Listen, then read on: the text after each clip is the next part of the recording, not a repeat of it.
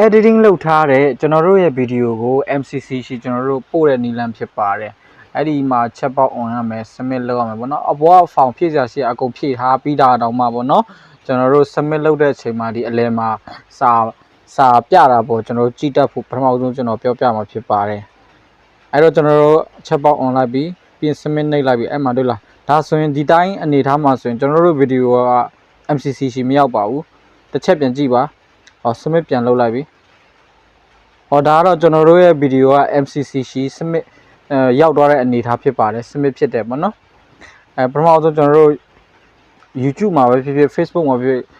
ဗီဒီယိုအရင်တင်ထားပေါ့နော်ကျွန်တော်တို့ YouTube မှာတင်ထားတဲ့နည်းလမ်းပြမှာဖြစ်ပါတယ် YouTube မှာတင်ထားတဲ့ကျွန်တော်ရဲ့ဗီဒီယိုကိုဒီနေရာမှာနှိပ်လိုက်တယ်ပြီးရင် copy link ယူလိုက်တယ်ပေါ့နော် copy link ယူရင်အဲ့မှာ copy ဆိုရဲစာသားနဲ့တူတစ်ခုရလာပြီပေါ့နော်အဲ့မှာကျွန်တော်တို့ဒီမှာကျတော့ဇုံ ID ဒီမှာကျတော့ gain ID ပြီးရင်ဒီမှာ discount လို့ရွေးမယ်ပြီးရင်ဒီမှာတော့ကျွန်တော်တို့ discount မှာပေးထားတဲ့ကျွန်တော်တို့ရဲ့နာမည်တွေလာထည့်မယ်ပြီးရင်ဒီမှာတော့ region မှာတော့မြန်မာထားမယ် language မှာတော့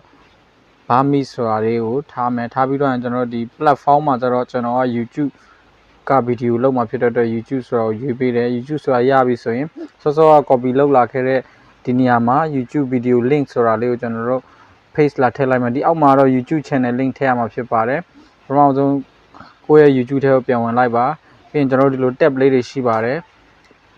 အဲ့တော့ကိုယ့် channel ထဲမှာဒီလို tab လေးတွေရှိရဆိုရင်ဒီဘက်ကိုဆွဲခဲ့လိုက်ပါနော်ဒါဆိုရင်ဒီခု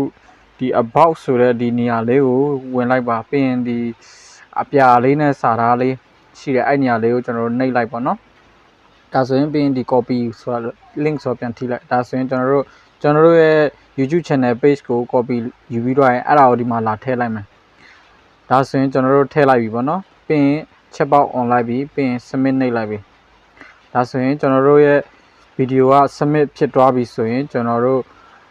MCC ရှိကျွန်တော်တို့ဗီဒီယိုရောက်သွားပါပြီ